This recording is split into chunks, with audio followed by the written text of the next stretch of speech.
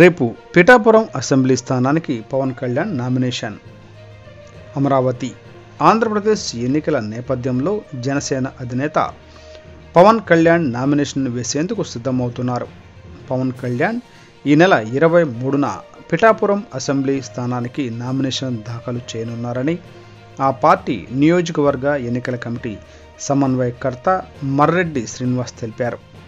రేపు ఉదయం 10 గంటలకు చేబ్రోలు నుంచి గొల్లప్రోలు మీదుగా పిఠాపురం వరకు వేల మందితో ర్యాలీగా తరలి వెళ్లి పవన్ నామినేషన్ వేస్తారని వెల్లడించారు.